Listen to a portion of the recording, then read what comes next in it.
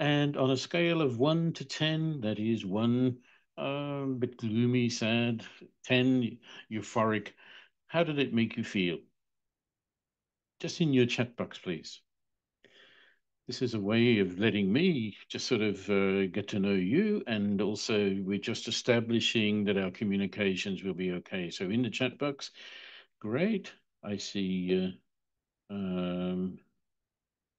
some messages coming through, which is fantastic. Blessed and happy, says Lydia. Sir, I cleared a bit of clutter at home, and on a scale of 9, says Misha. It's always a good feeling, isn't it, to declutter and to be able to see the light of day. Good weather and rested well, says Chandra. Kavita, thank you. Returned from NTG from a symposium, feeling great. Yep. Was able to photograph my village from aircraft. Oh, wow, that would be so exciting. Yeah, excellent. Well, I have to say, I've never seen such diverse activities that have from a group, but this is fantastic. From up in the sky to decluttering rooms with family, online session with teachers, was able to complete an assignment. Fantastic. Doing some gardening. Ah, that is grand. Yeah. And connecting a very old friend. Sucheta, yeah, that's always a good feeling, isn't it? That's fantastic. Thank you. Thank you for those responses. And now we're just to maybe another question. I'd love to hear the questions that you want answered today. So if you could just help me a little bit here and maybe list some the question that you most want answered today. Yeah? The question you most want answered today. I took care of myself, said Prajita. Well done. And I think that's obvious. The worth to be a 9 out of 10 rather than an 8 out of 10. A good sleep and feeling great, says Tim Trevelyan. Yes. So, what are the questions? This will help me, and I won't answer them straight away, but I will make sure that over the course of the time that we have together, then we'll get an answer to these questions. Yeah. So, what question? Is it a question around coaching? Is it a question around teaching? Is it a question around life design, career education? Is it a question about what I'm doing next weekend, or? But what is the question that you want? Aptitude and career design. Ah, interesting question, Suchita. Are you thinking from the point of view as what is the connection between a person's aptitude and what careers they will be able to do? Yeah. How well to coach others and to help and to self-help too. Yeah. Fantastic. Sandra. Essentially there you've actually touched on what coaching is all about, and we'll develop that a little bit further. How to become a life coach. Yeah. Brigitte, I'll just remind me before I go. I will give you some definitive answers on that one. Failure and second chance, resilience in career. Yeah,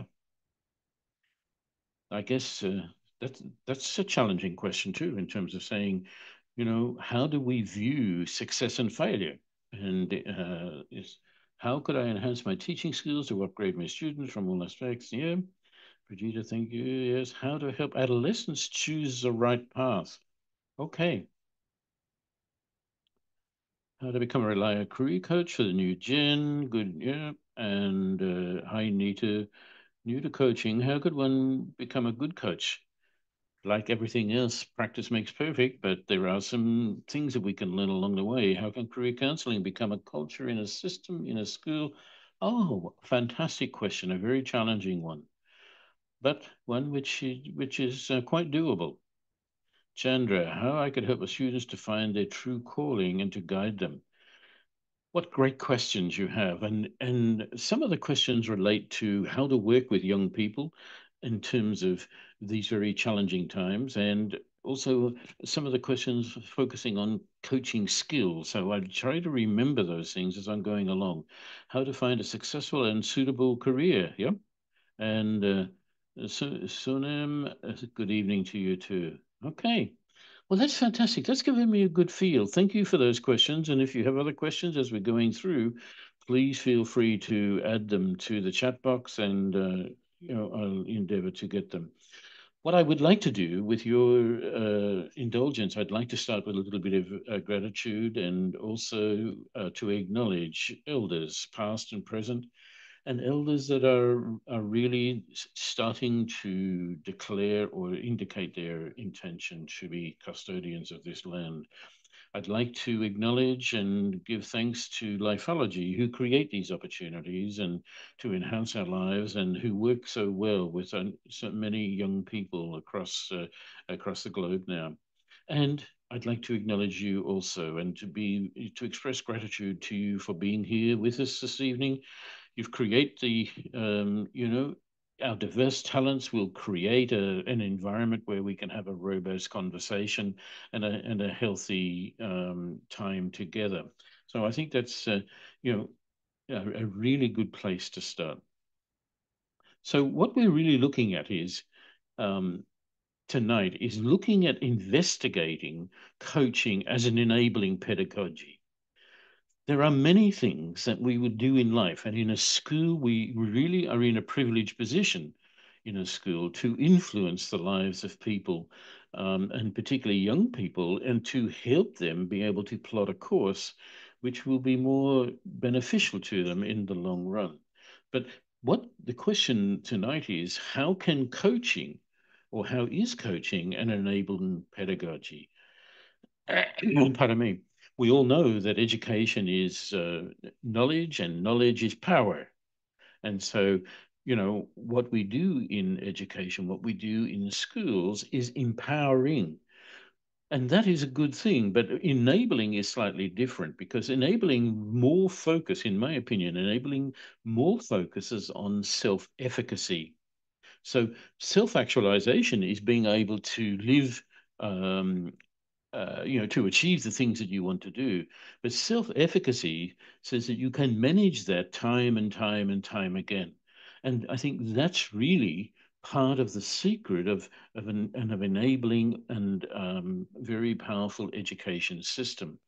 So what we're doing tonight is to try and build on your experience as well.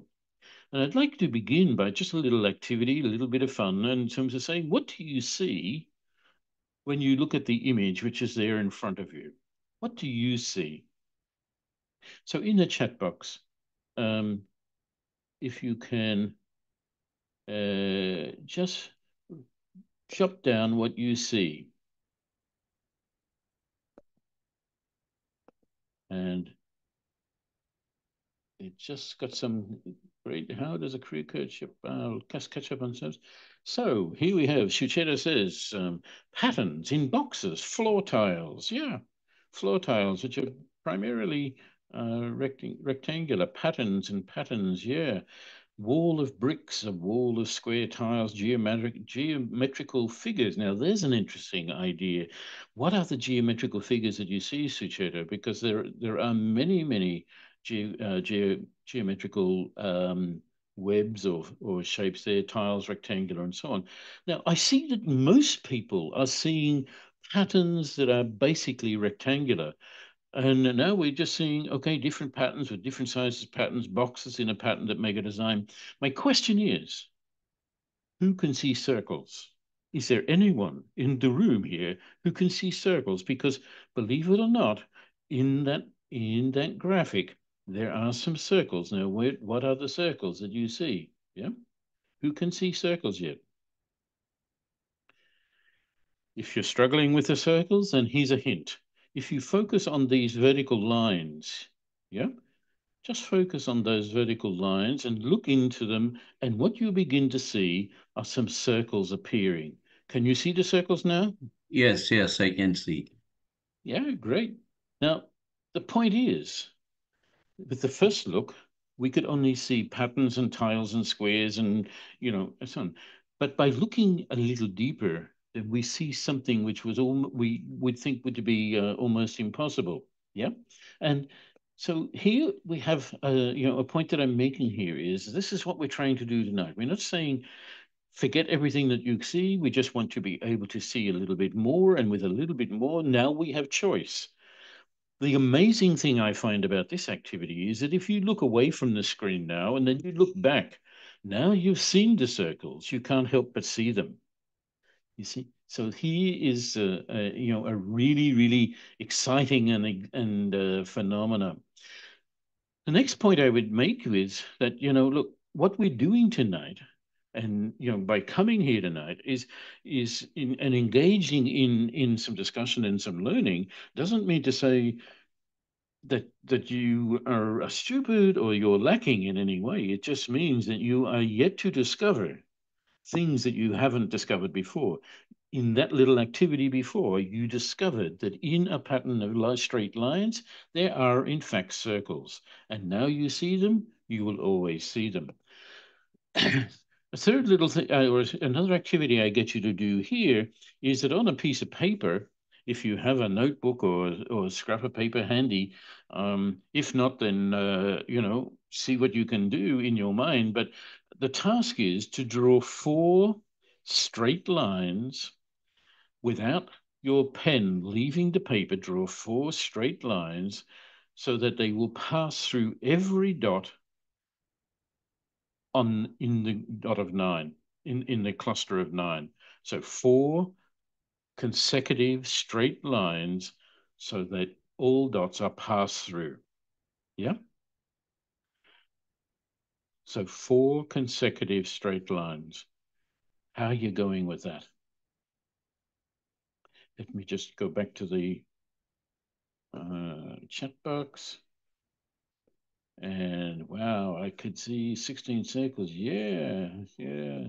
It's amazing, isn't it, how these things just simply emerge. That we thought, yeah, love the quote. Yep. And that's fantastic. Okay.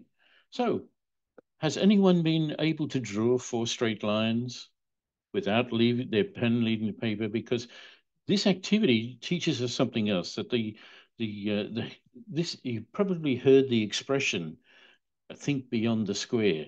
Yeah. And it indeed, this actually demonstrates, and I will show you what I mean by that. Firstly, that's line 1. And you can imagine I bring my pen down, but I'm going beyond the dot there. And then I'm going to go back it this way. And I'm going to go beyond the dot again. And then I'm going to come back across this way. Yeah.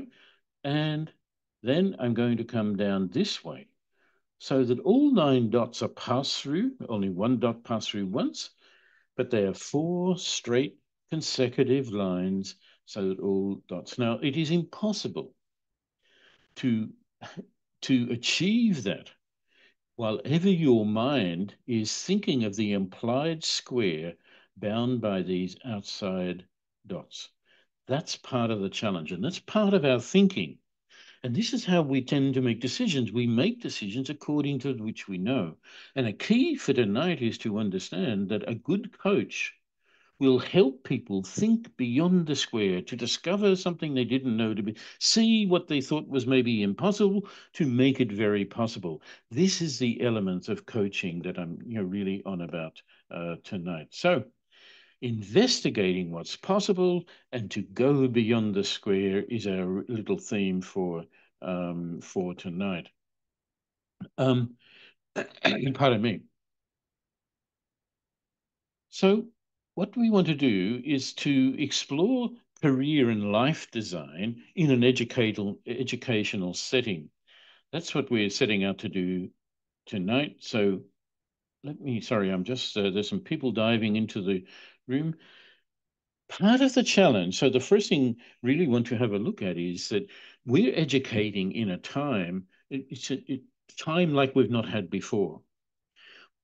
The rate of change has been gradually increasing, spiraling either one or down, whatever, but it has been increasing. I began teaching in 1973, and in those days, teaching was very much centered. Very much a focus of teaching was very much a sign of the times in those times. But in this time, what we're doing is working with young people to develop them, so to skill them, to help them to be able to live a better life in the 21st century. Second idea, so we'll spend a little bit of time just exploring that with you. The second thing I want to do is to explore coaching as an enabling pedagogy, and in particular, look at some interesting dimensions of coaching. And thirdly, pardon me, I want to explore with you in depth some coaching frameworks, because there are different coaching frameworks or different coaching processes which are more suitable to different situations. So in your handbook for your course that you're doing, there are plenty of notes, I think, starting at about page 81 on the GROW model, the CLEAR model, OSCAR, and the lifology model. And tonight I'm going to add a fourth model to that, is what I call the 4D model, which I've developed over time. But firstly, before we dive into understanding education, let's just have a pause for a minute. And in your chats box, could you share what is your current leadership role? Principal, counselor, classroom teacher, head teacher. In your chat box, what is your current role?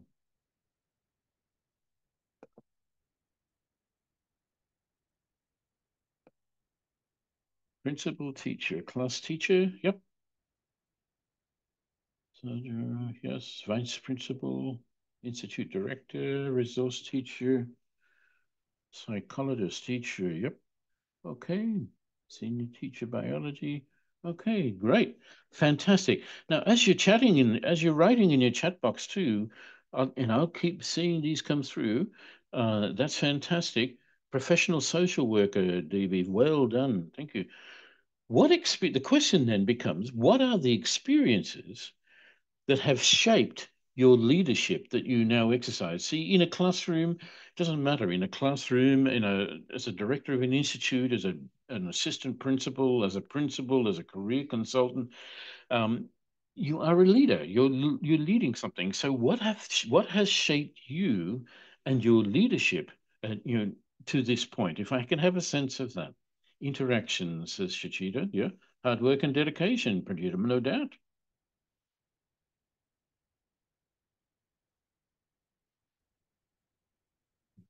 IT consultant and personal counselor. Yep, says Marlene.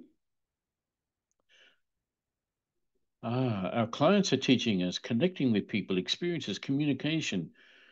My passion towards learning and teaching, adaptability and new change these are all shaping us. Yeah. Crisis management. Very good.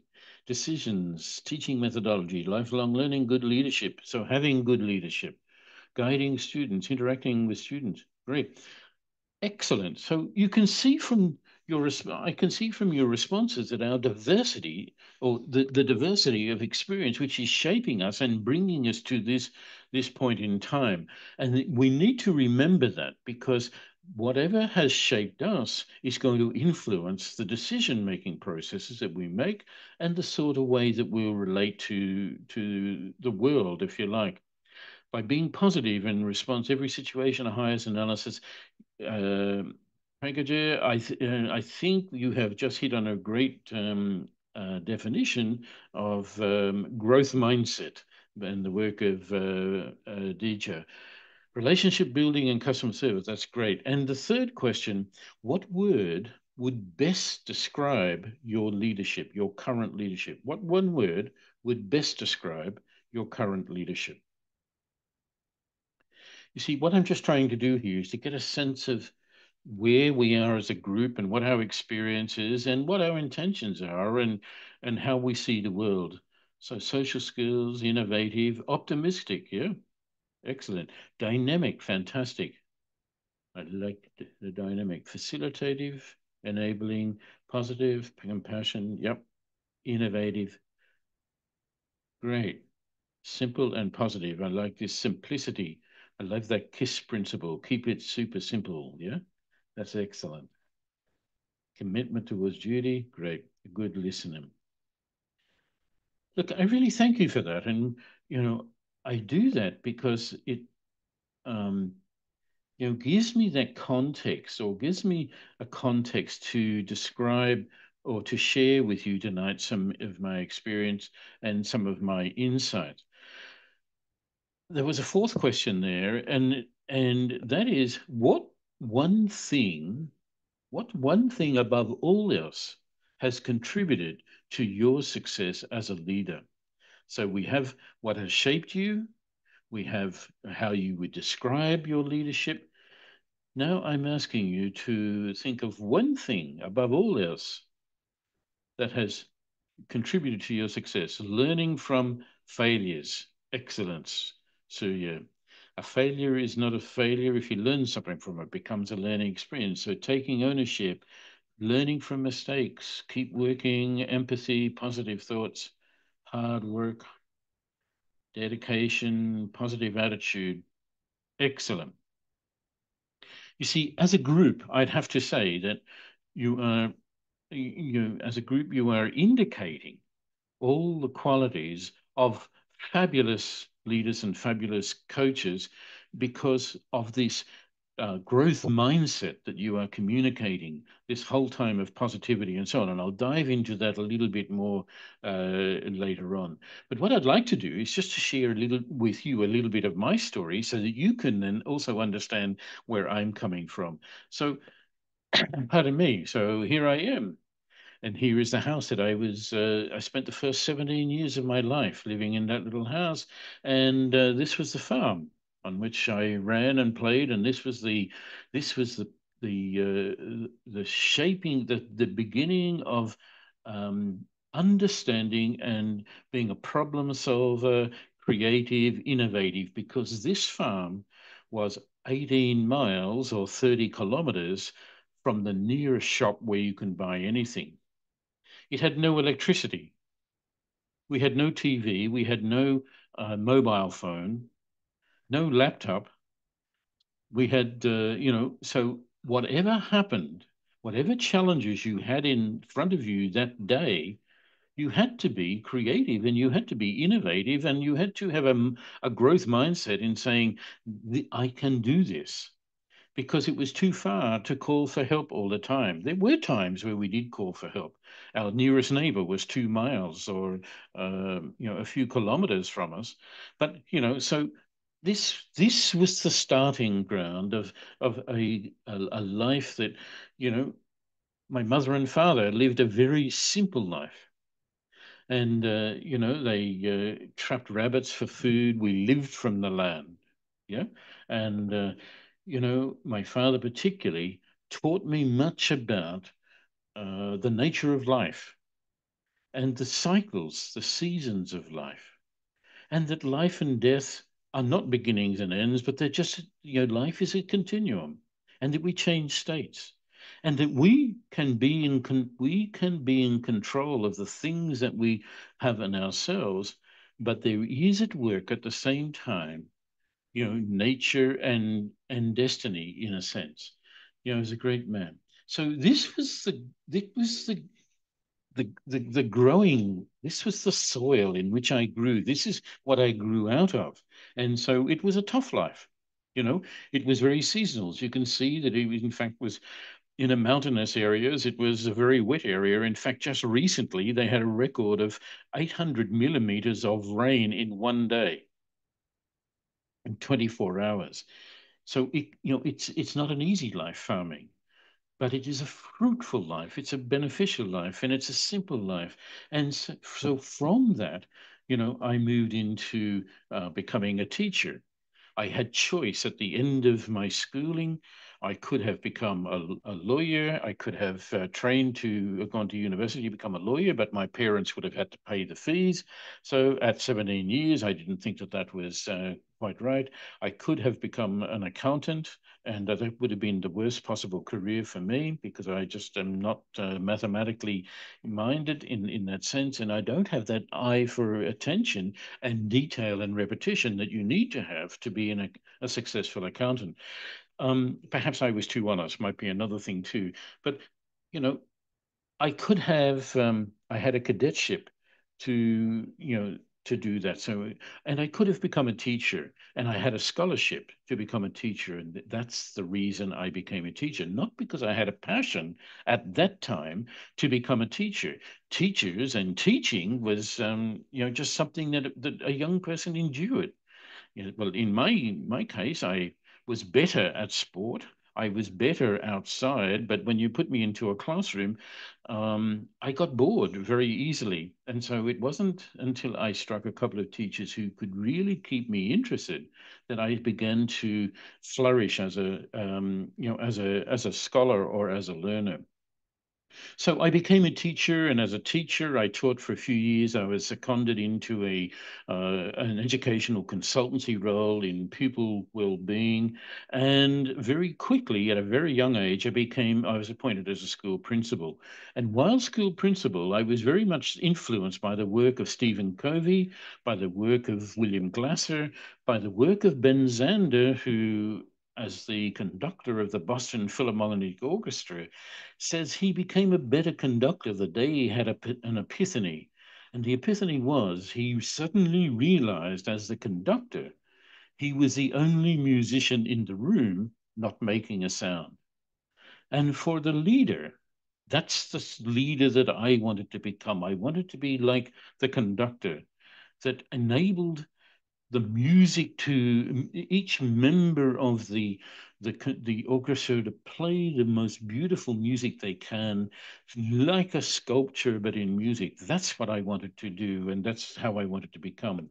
I was also greatly influenced by the work of Michael Fullan, who is an educational leader, introduced this whole concept of, a moral purpose, this dimension of having a purpose in life to enable others to also see their purpose in life, and to that purpose is greater than the life itself. In other words, what we, in the 1970s and 80s here in Australia, but around the world particularly, we were teaching young people that the most important person in their life is themselves. In reality, that's not untrue, but it's not the whole truth. If we teach young people that the most important person in their life is themselves, they become self-centered. And that is not helpful. And so in the 80s and 90s, we had to undo a lot of that work to enable young people to see that there is a we factor. It is me and you together we can make for a better life. So Michael Fullan introduces this sort of concept into education, that is, educational leaders also acting with good intention and bringing and enabling teachers to be able to teach the best they can, but also to teach with a higher order in mind than the curriculum outcomes.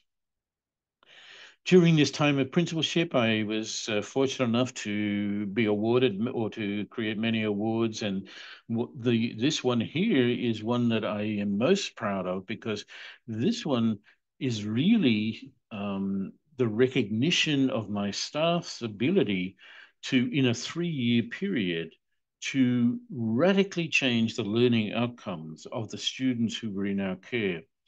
As principal of a school in a low socioeconomic area, our students' performance on national benchmarks was always very low. And we spent a lot of money and a lot of time and a lot of effort to try and get better learning outcomes for them. And for the first 5 years we did it, we made very little gain. And then I have actually said in other occasions that at the end of those 5 years, the greatest achievement was I had harder working teachers, but they were incredibly tired. We introduced a change, and we changed our style and our focus and our purpose of leadership. And in the next 3 years, learning outcomes on national benchmarks went from below the national average to above. It was huge. And that was the most proud moment. And so, it's a great honor to be able to receive that award, recognizing the efforts of other people. But also, it was a sign that I was sort of smiling to myself and thinking, yes, thank you, Ben. You've taught me how to lead like the great conductor. It was good. In 2007, I decided to leave education and at the age of 55 and look at what else I could do, because in the school where I was there, everything was on the up and there was little need for me to stay there. And so I was feeling the need to look at something different. In 2007, organized, was able to get a redundancy, so it gave me 2 years to decide what it is that I want to do. I had no plan, really. And so it took me a long while, but I did find a life design coach who then worked with me. And, I remember the day that he called me into his office after 20 hours of self-reflection. And he looked at me and he said, Alan, the problem with you, you'll always be a terrible employee because you are designed to lead. And that was the beginning of a very significant change in my life. A simple statement, you are designed to lead, had led on to another whole insight of life and living, building on these platforms that came very early of being, creative and innovative, problem solving, growth mindset, having great models, like some of you have had great models and been contributed to your successes of teachers, having success, and success brings success. But then we lead into designing to lead and understanding that it's actually coaching was my preferred methodology. And so that's what I did. And I ended up and established a private practice in which I do career, life design, and leadership coaching, because my postgraduate work was actually in leadership and change. And so that made a whole lot of sense. So between us, we have breadth of experience, depth of experience. We understand the value of positivity and growth mindset. We understand the value of having great models around us, people from whom we can learn, mentors, and just observations. We understand learning from um, learning from failures, or learning from unfinished work, I call it, not yet completed. So it's not done. Nelson Mandela said a great thing. He said, he never lost. He never lost. Even though he spent 25 years in jail, he never lost. He either won or he learnt. And either way, he was a winner. So therefore, in his definition, he did not lose. So we have that wealth of experience between us. Let's just dive in and have a look at the relevance of coaching in education. See, coaching is a powerful tool, and education and coaching are powerful tools that can transform. Yeah, you can transform a nation, says Mandela, through education. We see it daily in our students. We can transform people. For some people, the transformation through which they are going in education is wonderful. They're blooming and they blossom. Sadly, for many young people, and increasing numbers of young people, the transformation they're going through is not so wonderful. And it's time that we need to do something about that. It is essential to embrace learning and to stay curious and to strive for excellence if we're going to thrive in these times of very rapid change. Around the world, there is the growth of what in China is called the laying flat people. The laying flat people are the people who don't bother getting out of bed in the morning because they don't see hope. They've lost this sense of excitement and curiosity and hope for the future. If it's so changing, we see, and I'll show you some statistics in a moment, some global statistics to support this. But it is essential as teachers, as teacher coaches, as leaders and leader coaches, that we maintain this quest to stay curious and to strive for excellence. We need to understand that the learner's experience is essential and central to developing a love of learning. And it's the love of learning which will carry them forward through these times. That's how we survived on those early years in the farm. That's how I survived when I went to the city for my university, never having been to the city before. That's how, when thrust into roles like head of a students' representative council or a principalship at 35 years, never having been a principal, you survive and you grow to love it by having a love of what you're doing and a determination to succeed and to learn from mistakes. All the sorts of things that we've been saying. What I believe is that teachers and leaders who are coach like, we create a culture of collaboration which leads to thriving.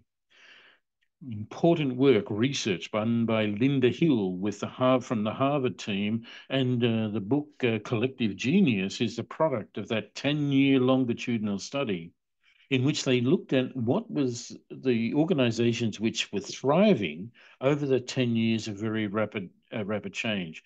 Their conclusion was that those organizations which thrived are those who are led by leaders who are architects of a culture of collaboration. Architects designing, creating, painting, architects of a culture of collaboration. And so that is very powerful research for us to embrace and say, okay, how do we do that? How can we do that? We have no end of, pardon me, we have no end of research which is now coming out about, leading education in the 21st century. And from my perspective, yes, it carries a lot of challenges, but it also carries with us a whole lot of opportunities.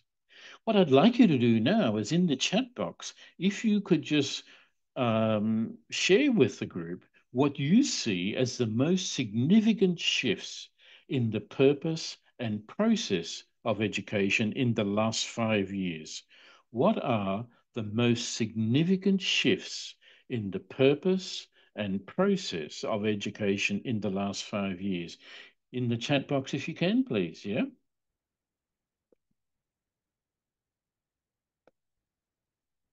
And I'll just catch up on a few of those other messages that are coming. Immersion. Yep. That's excellent. Simplicity and hard work. So these were all the qualities. Holistic developments. Yeah. Skill education and social emotional learning. Yeah. Wholesome development, competency-based education, experiential. That's fascinating. When I was started teaching in 1973, we began talking about experiential learning. That's over 50, pushing close to 60 years ago. So it's, but this is this is one of the problems of education is it's a big ship. Schools are big ships. We will turn, but we take a lot of water to turn around. The balance between all cognitive domains, inclusion of technology, skill orientations. Yeah. Learning and experience and knowledge and skill. Yes. AI growing role. That's certainly true, Sanjeta. Addressing differently able learners. Yeah. Child-centered education. That says Ritu. Yep. Inclusive education. These are wonderful, rich terms that you're coming up with. But again, see how diverse we are in our thinking. And I'm not suggesting there is one way or there should be one way. This is great that we have diversity, but where are we going to focus this diversity? Focus on good results rather than job orientation. Yep, says Rena. One of the key questions of how we go there is student-centric. So we're now starting to see a few responses that are centering around focusing on the learner. We now got a whole group of thinking focused around the shift from information or knowledge towards skills and competencies and problem solving. Yep. Learn the mindset and updated methods of teaching. Yep. Okay. That's excellent. And the next question then, I'll get you just, or, sorry, just in response to here, what we have and what I've included here in the PowerPoint is just a very, very broad brush view of the changes that have been happening in education, over the last few decades. But what I wanted to do was to focus your attention on this section here, which says the current focus is preparing children for an AI augmented world, which we've noticed, which came up through the chat box there. An emphasis on uniquely human capabilities like emotional intelligence, complex reasoning, and creative problem solving. These are the current topics of debate. And again, we can see that coming through in your sharing within the chat box just there. We have interestingly, and I find this really fascinating, we do have a renewed focus on civic engagement, media literacy, and addressing inequality through education. And I'm so pleased that this is coming back in. We're now starting to see that, it's not a level playing field. But if we're going to treat all learners equally, then we're creating and perpetuating injustice.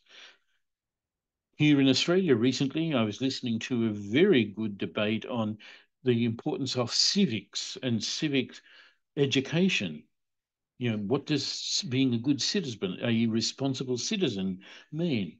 And it was rich. It was exciting to see again that we've talked about this somewhere in the chat box. I remember someone saying about the growth of social emotional learning and the need for it, and that is so true. Michael Fullan, as an educational leader, is saying we must be helping, we must be leading for the greater good, and we must be teaching young people for the greater good. The difficulties and the conflicts that we have in this world are because there are groups who are invested in only looking after their own power position. And when you get power that's, in inequality such as that, then that is where we get conflict. But if we can work more collaboratively and less competitively, then we will get far better outcomes. And the last point there is the shift from education as a standardized preparation for predictable careers. The one thing that we can make sure, the one thing we are certain of in the future is the careers that we're talking about today will change substantially by the time our students graduate and enter the workforce. And that in part is the challenge. And I think that's part of the difficulty that I saw as a principal, and I still see as a bit of a challenge. It's a great of we have this wonderful opportunity to get into some of these sorts of challenges and to make a difference for our young people.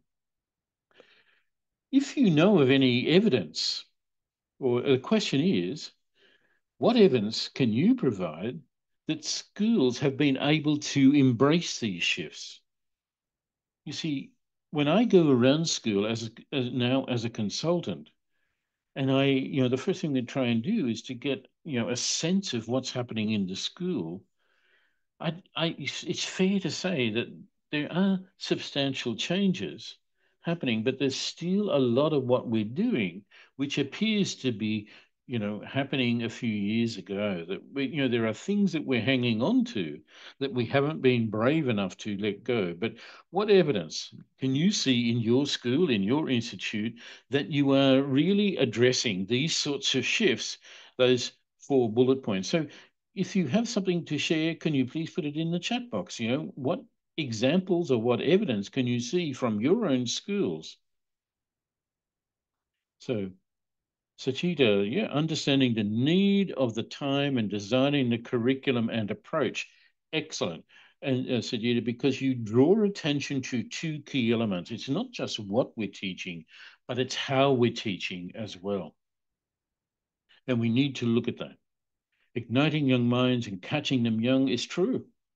And in a moment, I'll share with you some of the successes that are coming out of Finland at the moment, which is getting lots of media attention as being a wonderful education system, and maybe one that we can aspire towards. Yeah. Activity-based learning. The question is, what is the activity? Because, in a lot of classrooms I go around, I see lots of activity, but it's not necessarily activities which are enabling young people to understand and to take control of their own life and the life and the community which they are living. Training the workforce and updating all the stakeholders on acceptability. Pardon me. Early interventions to recognize children with special needs, hands-on and minds-on. That's true. Hands-on and minds-on doing. But the question that I'm going to put here in front of you, what are the hands-on and what are those hands doing? And what is the thinking which is occurring? Because that's the territory that we as coaches in education need to begin to understand and unpack. Regular teachers training helps implement projects successfully. Yeah, that's true. Regular teachers training helps to implement projects successfully. What projects and how do we judge success? Inquiry-based learning model. Yes, project-based learning. Project-based learning. Undertaking investigations, problem solving, integrating technology, multi-perceptional views and multi-grade, multi-level learning, CAS. Yes, all very good isms, things that we're doing and will bring. Design thinking. Excellent. Very good. So this is evidence that it is happening and can happen. And what we need is also evidence that we need to keep one eye on what is happening around us as we've got our other eye on what's happening in our school and in our particular role. Yeah. In the chat box, what things could be done differently to better achieve these goals? What things could we do differently?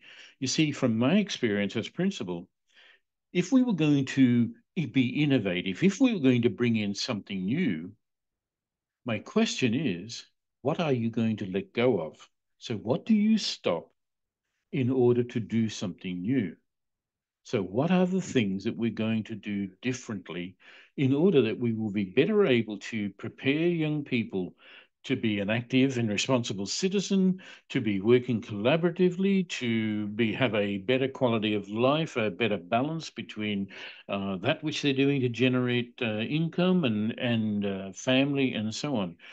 What can we do differently in the schools?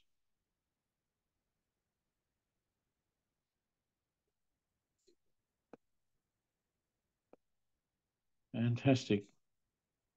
Really appreciate the speed at which you're working here. You're really keeping me hopping on this.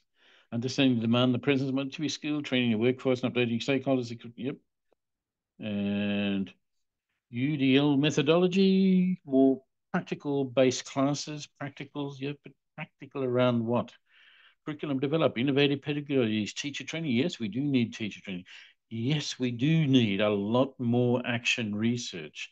Teachers or resource people who should be trained according, yes, yes, practical skills, life skills, shifting from rote learning to practical skill development. Fabulous. In India, the new national statement on education is a beautifully written statement. My question is, how can you bring about change in your schools so that you get all the benefits which are encapsulated?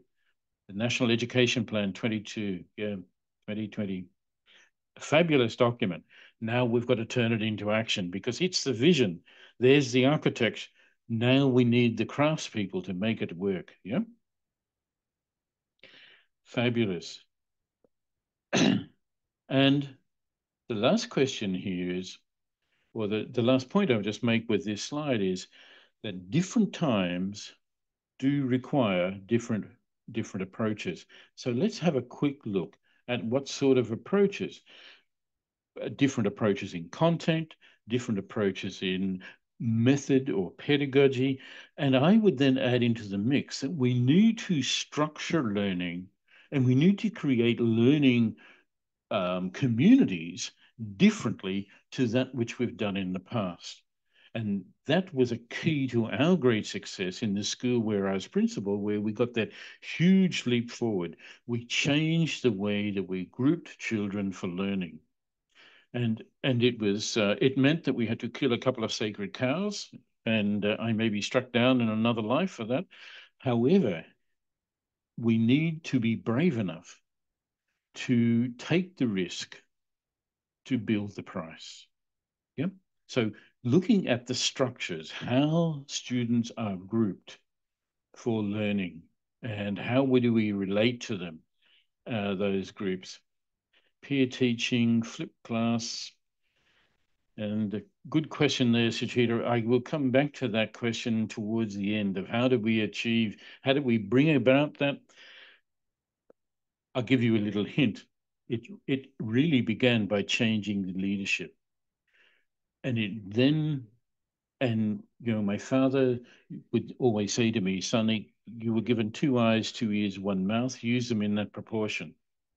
In the first 5 years in that school, we looked and we read and followed all the research, things that we should be doing, incorporating, and we spent huge amounts of money on teacher development and improving the technology in the school.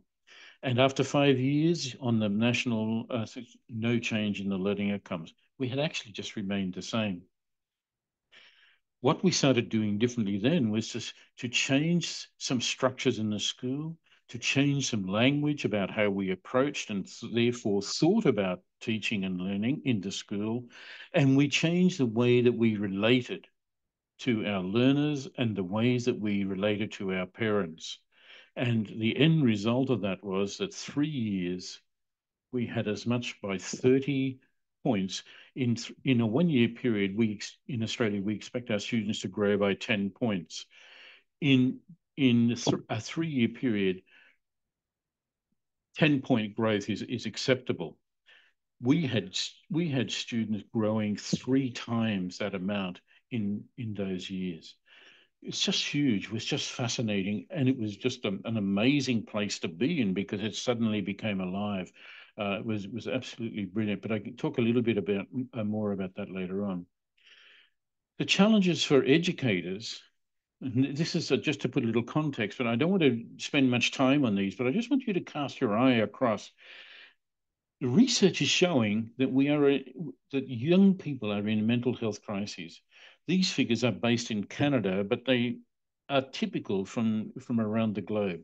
40% of high school students report feeling persistently sad or unhappy. Gallup, in their huge research in the United States, they were interested in looking at what point do learners become disengaged in schools.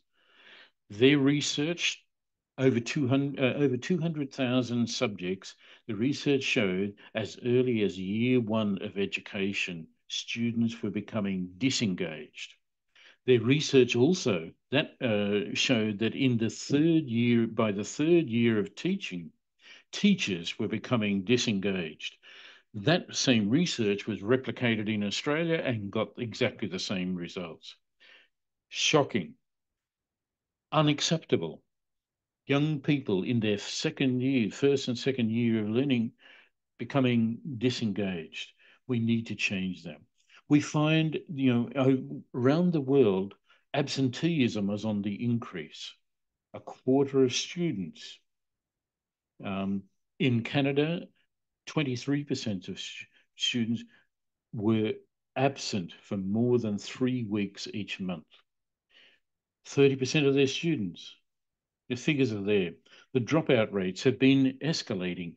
We solved the problem on dropout and early leaving in school by the government in Australia by legislating that everyone has to stay in education until they are 17 years. So you can leave school if you go into vocational training, but if you're not in vocational training, you have to be enrolled in a registered school. But the point is that we had fractional truancy, we had increasing dropout and so on, just the same the world over. Poverty is one of the key indicators of part of the challenge of education. And the link between educational performance and poverty goes without saying. Yeah.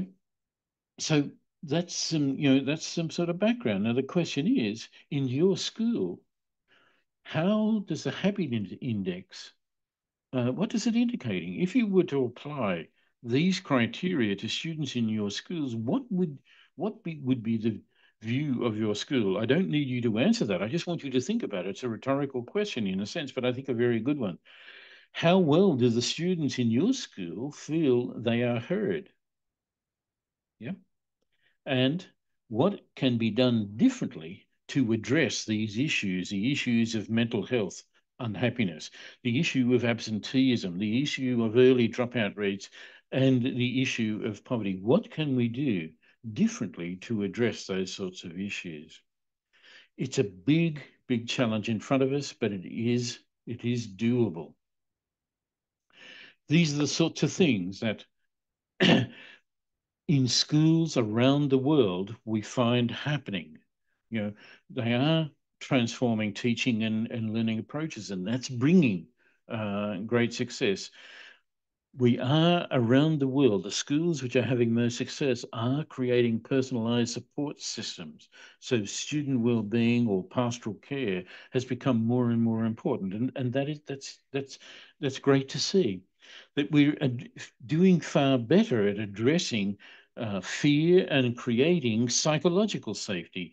And this is particularly relevant in this age of technology and rapid technology growth, where we've got this incredible tool, but and people not knowing how to use it responsibly yet. So these things are happening around the globe. What we need to do, schools do control what, how, and with whom and where they educate.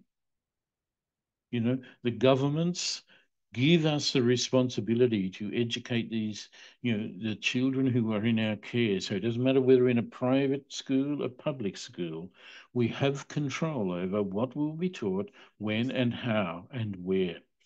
So these are the things that as a school and school community, we must be focusing on. And the key to our success was we built a culture of collaboration within the school community, which enabled us to be able to be far more successful than we had ever been before. Pardon me. Leadership is crucial, and coaching, I believe, adopting a coaching mindset is a way forward. In terms of rethinking our current practice, we can't solve a problem with the same thinking that created. Einstein made that observation, and he also made the observation that we have to stop thinking about as learners as equals. And it's a bit small to see here, but it says here's the teacher giving the jungle classroom the assessment task for the day, and it says for a fair selection, everyone has to face the same exams. Please climb the tree. Now you can see some of the students here are clearly more able to climb the tree. The goldfish here are saying, "What is a tree?" Yeah.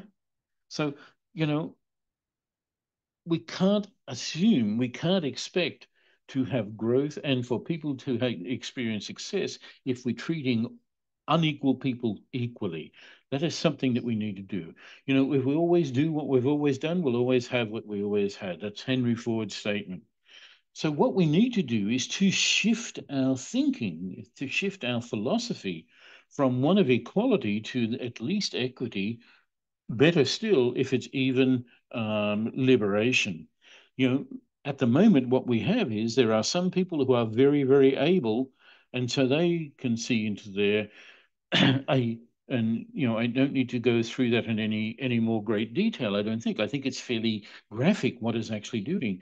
But what we need to do is enable all learners to be able to engage in learning so that everyone benefits, and that's really what is behind what we're trying to do here. So with at least a philosophy of equity, that is, those who need more get more. Like this little guy here needs more to stand on, so he's getting more of the boxes. Then we have a chance.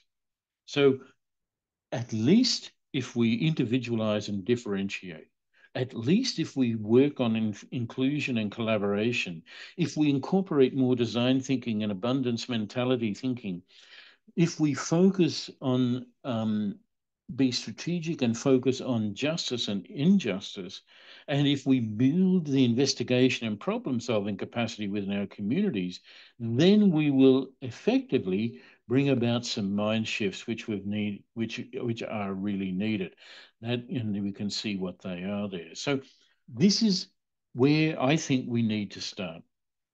Transformative education enables continuous growth, and that's what we need to do. We need to move well beyond Bloom's taxonomy. Bloom has been around 40, 50 years, and, where in schools we spend a lot of effort in getting the students to be able to perform on exams and tests, which test for understanding and remembering. We then moved up a little bit with Bloom's and said, okay, well, let's assess now for how well they can apply this information and skills and the attitudes that we've been teaching. How can they apply it?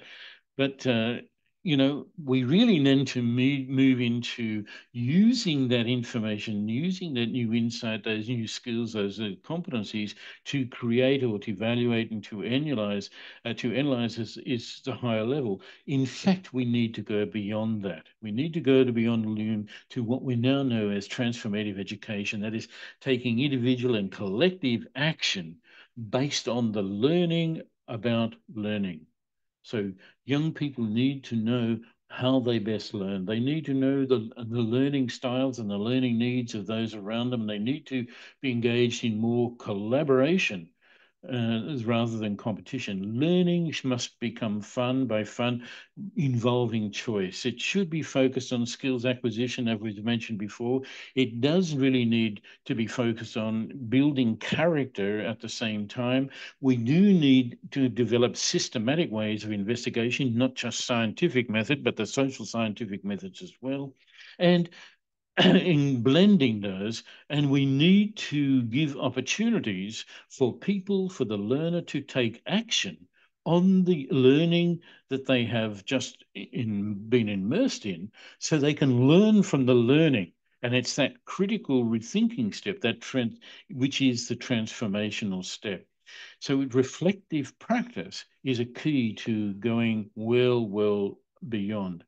So learning through coaching for success brings about better change, bigger change, and is a more enabling pedagogy than learning for the purposes of simply, being able to reiterate information. So conceptual framework for curriculum content, and there's one sense, it's useful to look at the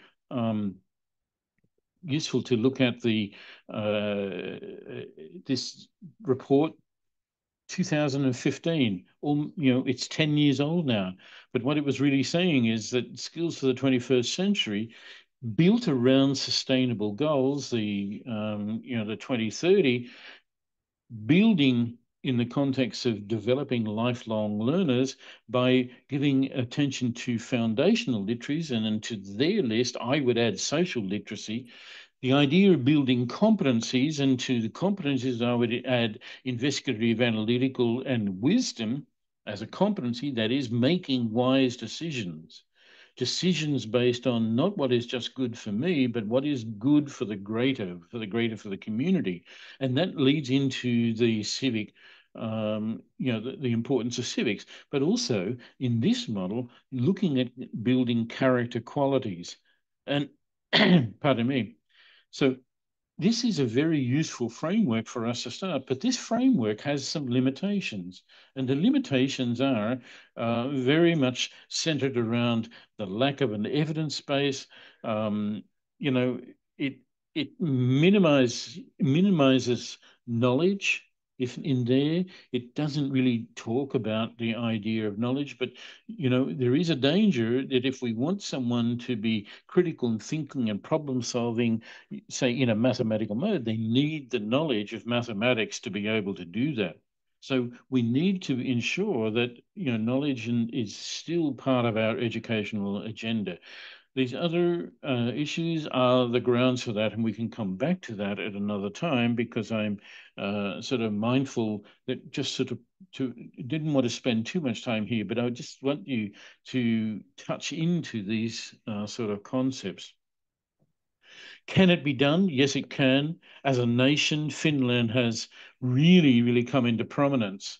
Um, but you know, it's not the only country in the world that's just doing a great job. But what has brought about great change in Finland?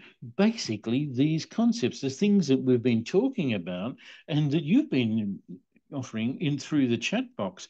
You know, in Finland, they put equity before excellence. Excellence grows out of equity. And so, you know, but you have to have equity before you can talk about having excellence.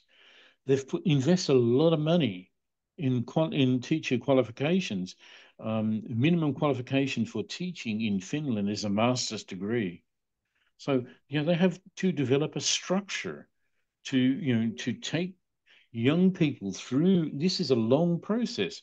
So yes, the passion and the purpose has to be very strong, but there needs to be successful steps to get to that high level of being.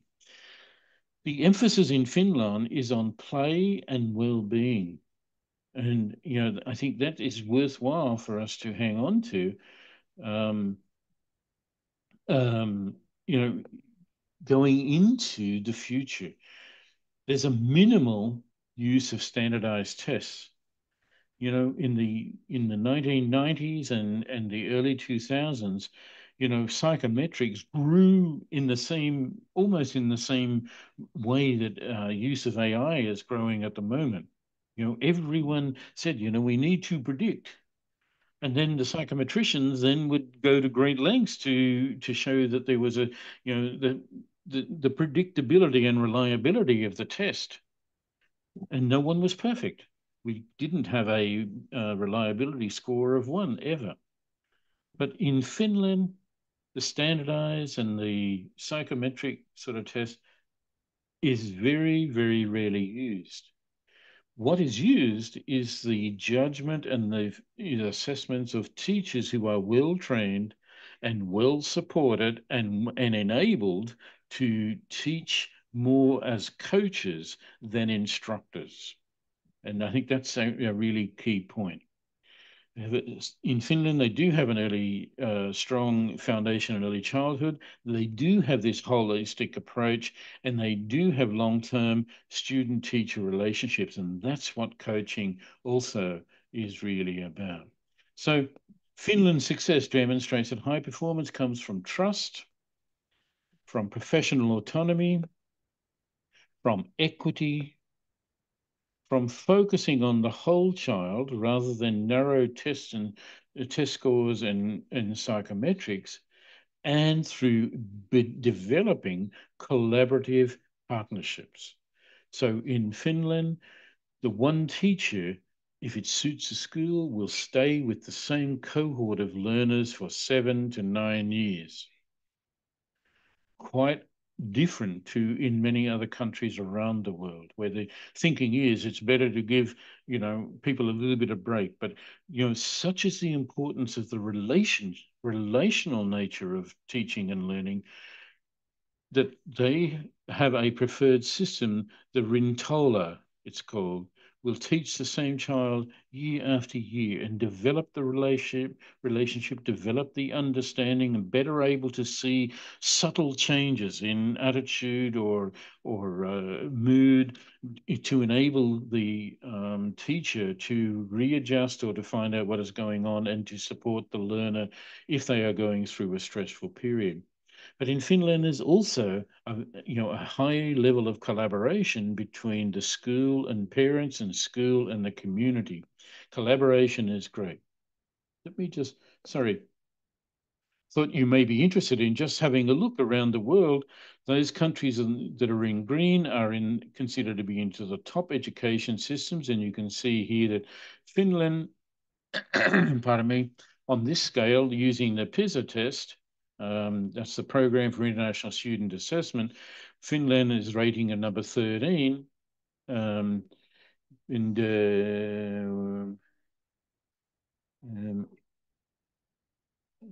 just trying to find some of the other countries, but it's there. You can have a look at it for yourself. Where I am, Australia is just a little bit above on the PISA than Finland.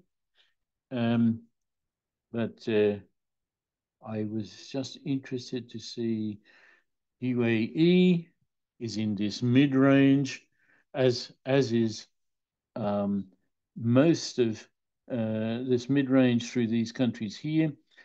But in the bottom group is in the red. The countries that are in grey have not subscribed, so we can't rank them. So they're not part of the ranking system as yet. So India falls into that, but you can work out for yourself by the knowledge the local knowledge that you have there. The things which bring countries into the top areas are these things here, that they focus on developing a love of learning, they focus on collaboration rather than competition, they make it inclusive, and they value diversity of gender, generation, culture, and faith. They use enabling pedagogies, and that's the one thing that really stands out for me when I look at these countries and I look at what they're doing, is that they've all engaged in enabling pedagogy. So how does that work? Coaching is an empowering and enabling methodology. What does that mean? You know, a good coach will make people see what they can be rather than what they are. Yeah. So I'm just taking my educationist hat off, my teacher hat off at the moment. I'm just going to put my coaching hat on and saying a good coach, and you stop and think about it. A coach A good coach enables people to imagine, to see, to aspire to what they could be, rather than focusing on what they are at the moment. They have a benchmark there, but the focus is on growth. Coaching, the goal of coaching is not to fix what is broken, but to discover new talents and new ways of using old talents that lead to far greater effectiveness. So coaching does imply some learning of new things that they discover through design learning or whatever. So coaching as a methodology is about releasing potential and enabling self-efficacy. How do we do it? If I say to you, what words or concepts come to mind when you think about coaching? If I say coaching to you, in the chat box, put what words or concepts come to mind for you.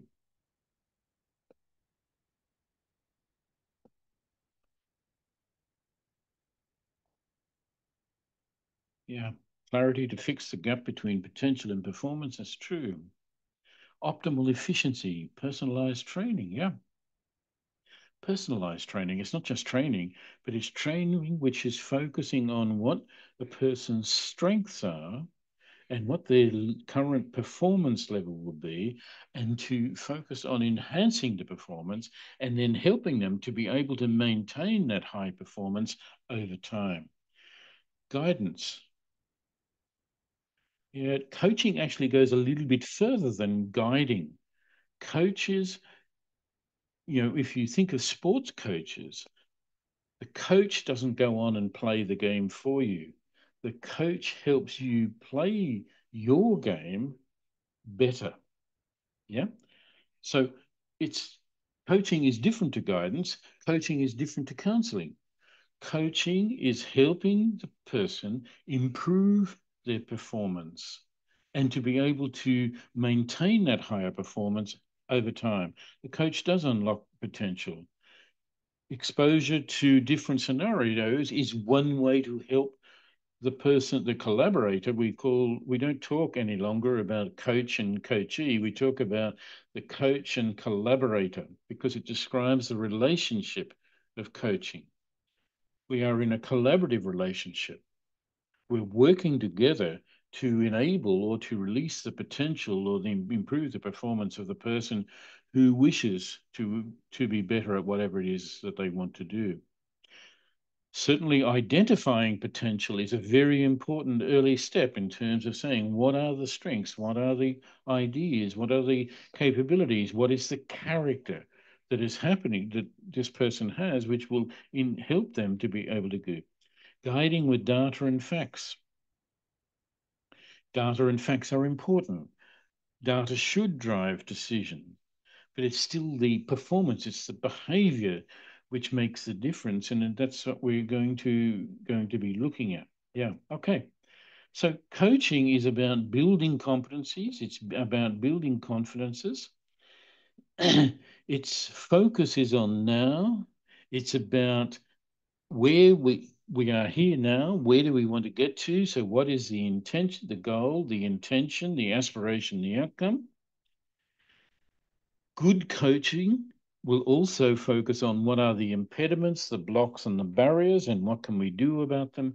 And great coaches work in the area of growth mindset and will encourage experimentation and learning from experience that comes from that experimentation. Okay, so how, if we want to differentiate coaching from other enabling pedagogies, then you might just cast your eye on this matrix, which is put out by the International Coaching Federation. So it is a little biased, but what it's noting is that coaching, unfortunately, yeah, if you could, yep, it may be a statement on how you feel, but if we can, thank you. Yes. So coaching is a partnership, facilitator, guide. I prefer the use of the word, it's a collaborative venture.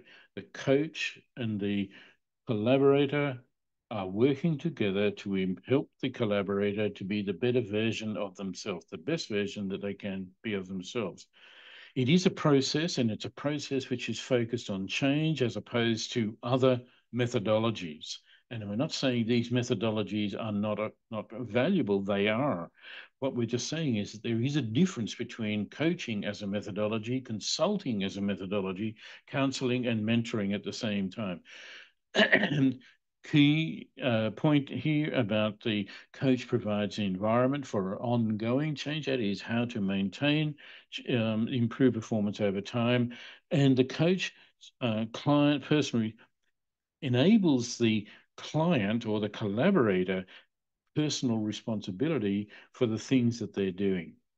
And in terms of the coaching perspective, is looking at possibilities perspective rather than a problem perspective or a pathology perspective or a people problem perspective in other methodologies. So this is how we can differentiate coaching from other enabling methodologies. Coaching does require a relationship of trust and collaboration, as I've suggested. It does require deep understanding on the behalf of the coach. The coach needs to understand the diversity of people. They need to understand, the coach needs to have an understanding of change and change dynamics. So if we're going to bring our teachers into more a coaching methodology, we will have to help them with these two very important things. These most successful coaches also require you have a growth mindset. And growth mindset is that you don't have failure, you have success or you have learning, or you have success or it's not yet completed. And you know yourself, those teachers who you hear and see in the classroom that are constantly encouraging their students to, have another go, to look further, or if we do this, what would happen? That setting up that inquiry mode is really the basis of a growth mindset. Some key elements for coaching are we coach from people's strengths. We're not trying to fix weakness. We're not trying to make them stronger those areas, we're not trying to make goldfish be able to climb trees. We want a goldfish to be able to swim better. Yeah. We want a goldfish to be able to feed better. We want them, or whatever. So coaching works from understanding a person's strengths. Secondly, effective coaches work at building character, particularly the character strengths of hope, the character strength of zest, and the character strength of gratitude. Those three core character strengths enable people to sustain their high performance over time and to achieve greater self-efficacy. And pardon me, and where coaches are enabling their collaborator to develop a growth mindset, to switch if they have a downward spiral thinking tendency, to be able to flip that into abundance mentality that Covey and Zander and others look at. In your workbook, there are 4 coaching frameworks described. The first of those is the GROW framework. And the GROW framework, as the graphic here suggests, is that, from whatever the environment that you're in, you're promoting the growth. And it's an acronym for goal, reality, options, and will, or way forward.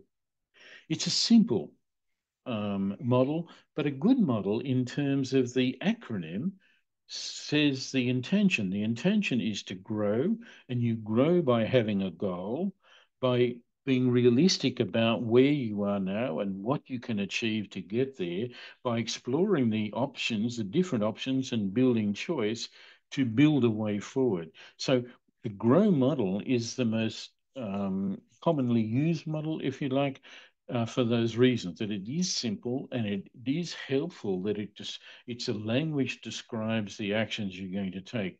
It is a lineal model. In other words, you do this and then this, then this, and then this.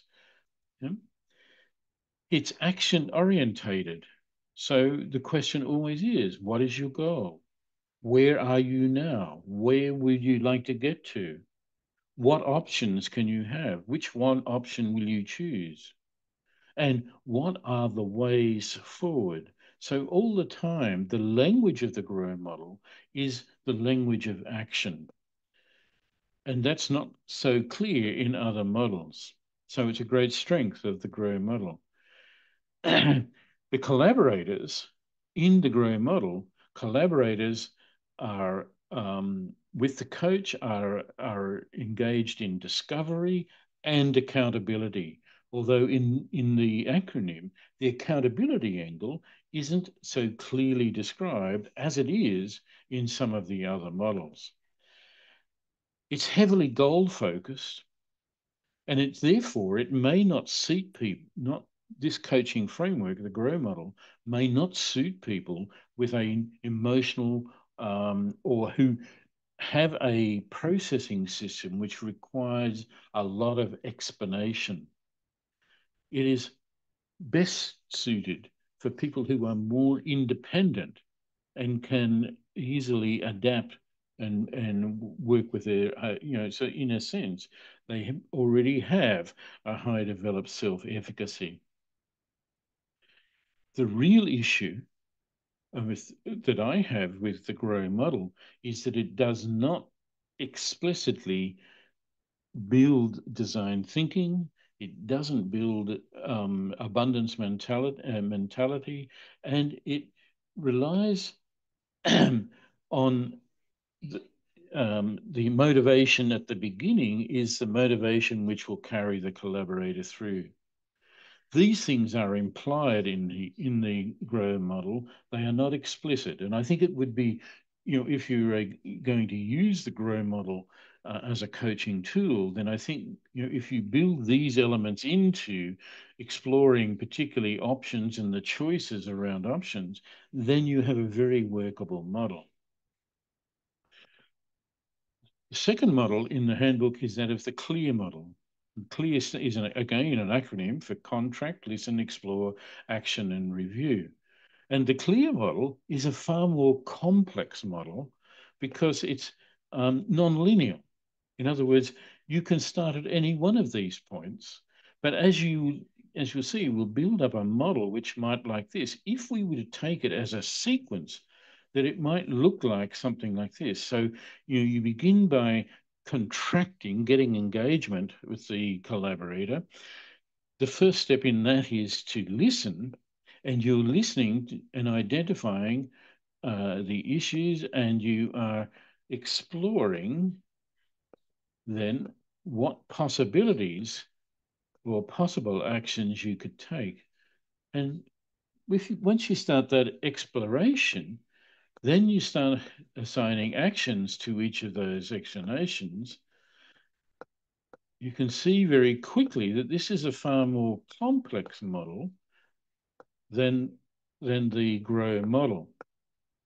But the real beauty of this model is that even though it's more complex, it is still relatively simple, and it allows the collaborator, the person who's wishing to improve their performance, to determine some starting points, and you may move in and around this model.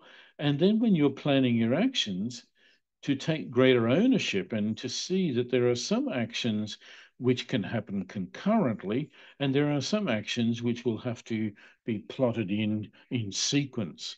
And so you then can get a greater a more integrated response to what might seem to be a simple, but in reality is a far more complex way forward.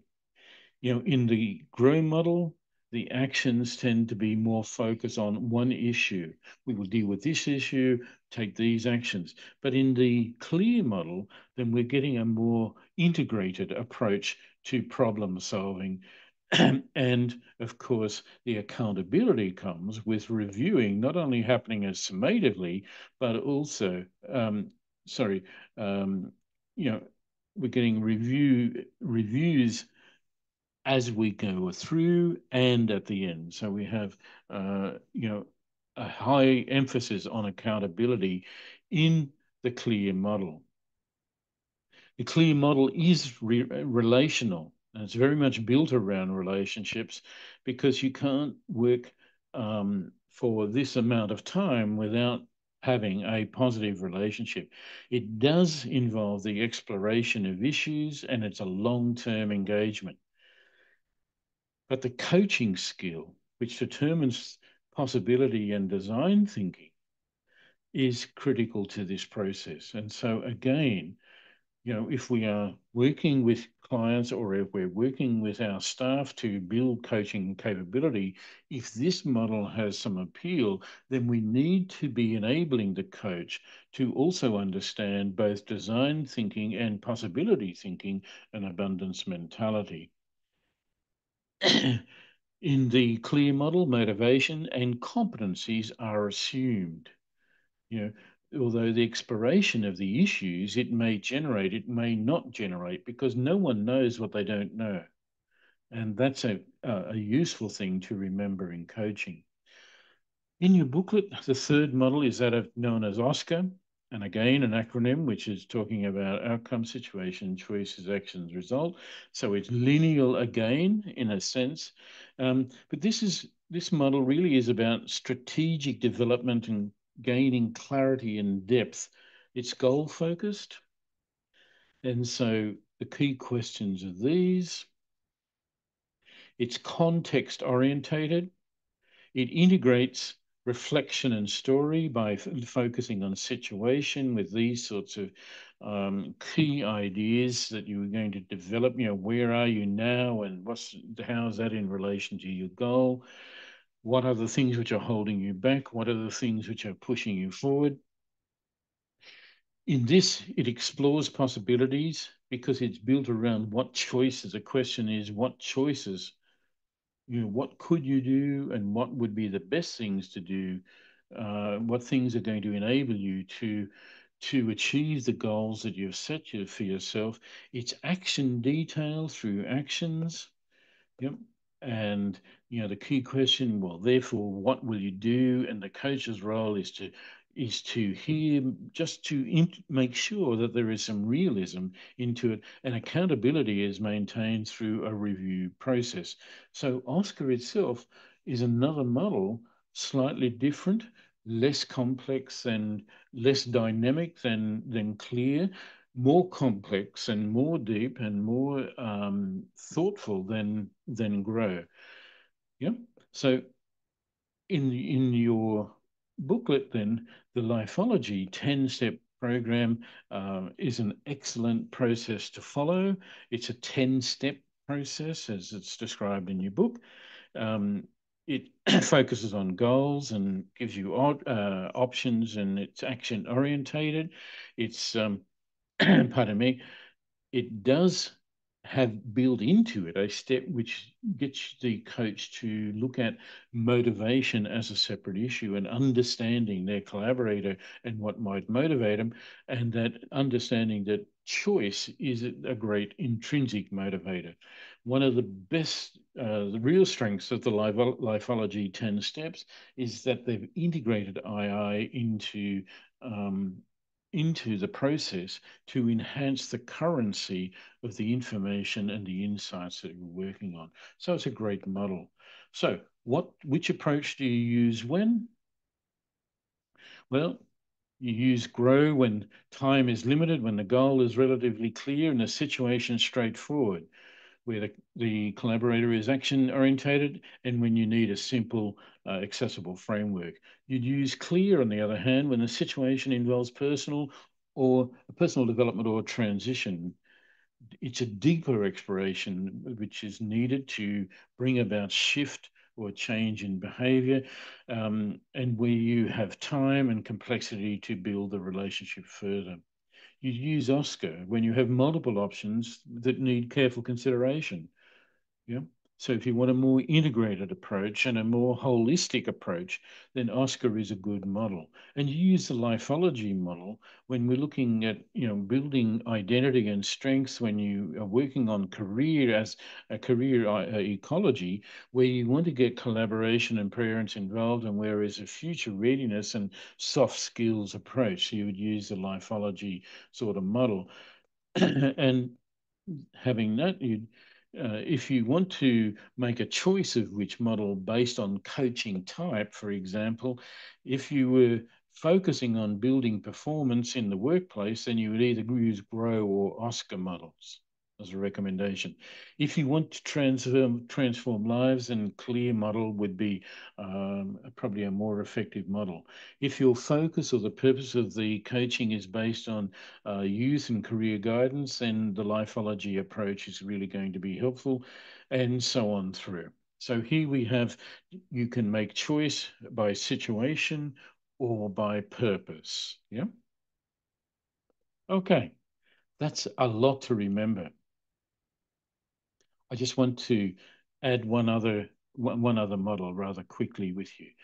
But I see that we're sort of into overtime, and we're probably all getting a little tired. But I just really wanted to fly through this. I was going to get you to do an activity at this point, but I just want to get to a point. The points of this activity, by the way, is to see there are many different ways we can achieve the same sort of outcome. So coaching, different models, different ways of doing things. When you look at this, and I ask you the question, how many rods do you see? Some of us will see 3, some will see 4, some will see 9, and some will see about 64. The point of this exercise is to say it's not your point of view which is so important, but it's your viewing point. So standing where you're sitting and having a look at what you want to do, that brings about, and it brought about for me, the need for a different approach. And this is quite simply what I've called the 4D approach. And mainly to address the issues that no one knows what they don't know. And if you always do what you've always done, you'll always have what you've already got. But if you teach me how to fish, I can eat any day. That's that's sort of whole idea.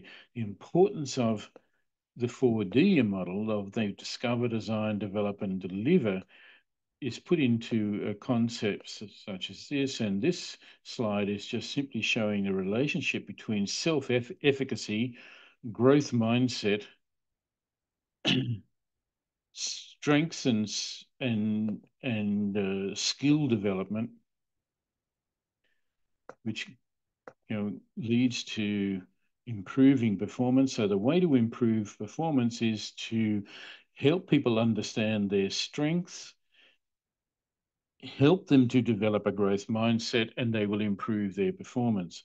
If you want to sustain performance over time, this is a matter of working on character and using tiny habits to develop your improved performance over time. So, but the 4D model also works on understanding, as we mentioned earlier, the integration of the three key domains, the psychological domains. All behavior comes from either how you're thinking or you're feeling, and we might call this your mindset. And the quickest way to bring about change is to change your language. Because when you change your language, you're changing either thinking or feeling, the mindset, and that will bring about change there. This is the career development framework for schools, for private practice that I developed way back in 2010. And what it's just simply saying is, if you want people to have greater happiness, then help them to discover themselves and the opportunities which are existing in the workplace. Help them to be able to design and develop the resources where they can implement the plan and to then deliver on the plan that they've implemented. So discovery, design, develop, and deliver is an acronym which I think works well for me. So, if we're looking at a career and life design plan from the present through goals through this pathway here, these steps 1, 2, 3 are discovery steps. This step 4 is the design and develop, and the step there is the delivery side. If we want to bring about a life design element, then we need to modify just a little bit this framework here, and I'm rushing through this because I know that you can get a copy of this PowerPoint and you can review it at your own leisure and go through it. But I'm just simply saying here are the 4 key elements, the 4 Ds as it applies to a career development framework. Collaboration, built on collaboration, relevancy, investigation, and currency, and integrate the AI. To embed coaching into your school, and touch on this, start on the inside. Start with your staff, start with your students, start with a budget, identify and apply design thinking to it. Look for your transition points. And I've included this little model here because it helps us understand, you need these points here, each of these things to be present in order to get sustainable change. If any one of these 7 elements is missing, that will give you pain, and these are the pains. So if you're observing these pains, you can look back to see what is missing in your leadership model. So that's a useful framework.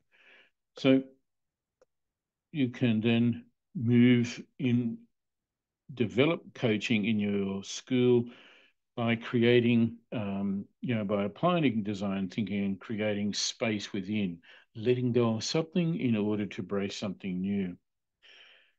Career and life design education has 3 key tenets.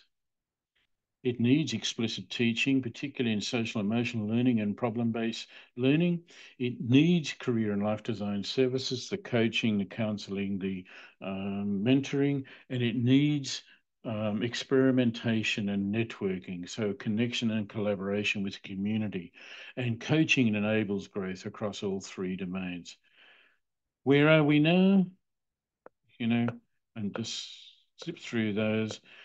Was going to give you a little quiz to rate yourself in terms of how you feel you are or your staff is in relation to the key competencies for coaching and you can rate yourself to 5. If you want to take a deeper dive, and this is how to become a coach, then get in touch with me, and I can, guide you through that process and lead you to some ideas. Question that we're now arriving at is this one: achievement is not the destination; it's the beginning of the next stage. Yeah. So that's really what I just sort of want to pause for a moment and ask you some questions now. In your chat box, if you could just maybe give me some very quick feedback. Is there something you enjoyed today? Is there something that you've learned today? Is there something you want to know more about from today's input? In your chat box, I really appreciate that feedback, and apologize again for keeping you a little longer than we had anticipated.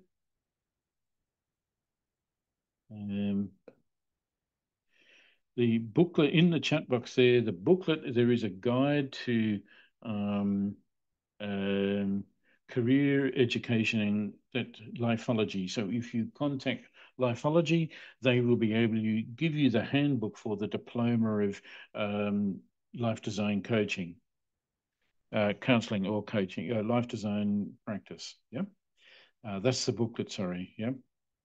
Okay, and people were saying 4. That was in relation to the rods. That's really good. And yeah, if you can, please, just anything that you either enjoyed, learnt, or want to know more about, if you can put that into the chat box now, I really appreciate that. Very informative, says a lot. Yep, informed, learnt many things. Enjoyed the presentation, especially the quotes. Beautiful. Thank you so much. Thank you. I'm not a teacher, but after this lecture, I wish to be. Don't worry. 60 is young. You know, you haven't caught up to me yet. And teaching is just it. Teaching is what did I say? Teaching is like standing in sacred ground when you're a teacher, because you're standing in the future of on the threshold of people's greatness. And I just think that's a marvelous, marvelous place to be, you know. And it's a privileged place. And you're never too Thank old you, to do sir. that. Thank you, Yeah. sir. Thank you, No, sir. no, go for it. It's Thank you. it's Thank great. you. Excellent. So thank you for that feedback, and I will go through those notes, in greater depth. My final word for tonight is just a huge thank you to you, and let's keep this conversation going. Yeah, let's just, and we do have a few minutes. I can stay in line for a few more minutes. If you have any questions, then I'd happily try to answer them for you. Thank you, Come Hello, back sir. to sir. the question. Hello, Yeah. sir. I have a question. Yes, please. In Finland model, you said that long-term teacher relationship, at least for 5 years, if same teacher continues, it will be better. Then the influence of the teacher will be more on the students, and there may be a better teacher compared to this lady. So what will happen? The children will get used to the same teacher, and her influence only will be more reflecting on them. And is there any scope for the improvement of the students? Yes. In the school where I was principal, where we brought about huge change very quickly. Um, Part of what we did was to change the way we grouped children to learn, but we did spend a lot of time in allocating teachers to learning groups. And I'd have to say that the teachers themselves were saying that there were groups of children that they would like to keep greater continuity with. They built a relationship, and the 12 months, that relationship was then gone. It was only ever then built on in the playground. So we started to move towards the Finland model. It wasn't foregone. It wasn't a compulsory model. In other words, but the expectation was, if there is a better teacher, bring the teacher in. If there was someone, if this group needed a change of teacher, let's make the change. But it was a discussion held between the teachers themselves about what the learners' needs were. Now, for most teachers, if you've worked hard and you've built a really good relationship, the tendency is to want to maintain and build further on that relationship. And that's the Finland experience. So it's not this sort of, this is what you must do. The operation of it is a very collaborative and consultative process of deciding what is going to be the best for this group of learners in the next stage of their development. And that was certainly part of our experience as well. Yeah. Thank you, sir, for that insightful session. But one concern which I have is in the Finland model, the class size, the ratio of the teachers and the students, it's not that big as compared to maybe in other countries. So, Yes. how does that stand practical on grounds with respect to the other countries where the teacher and learner ratio is huge? Thank you, sir. Certainly, Finland have invested a lot of money to get the class sizes down because they recognize that if you have smaller numbers, a teacher working with smaller numbers has a better chance of building a wholesome relationship, a better relationship with its students.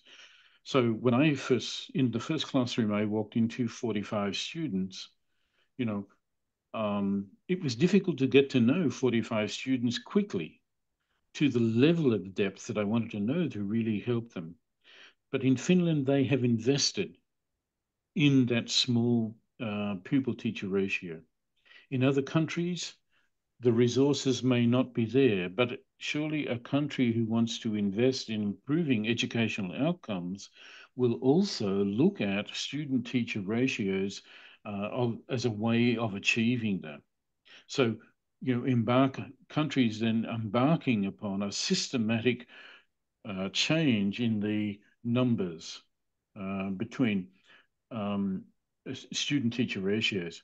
Now, there is an optimal number, and that is learning groups which get below about 20 actually are not as effective as groups of about 20.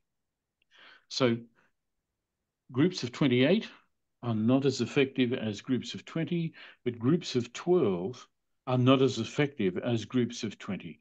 The reason for that is that the group dynamic that you can get operating is far more restricted in a very small group.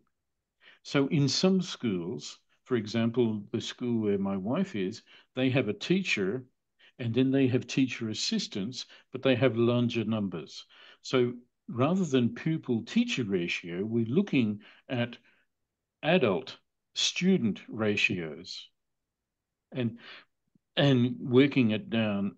So there are different ways that we can build the relationship coefficient and build the potential to build deeper and better relationships between the adults and the learners in the community.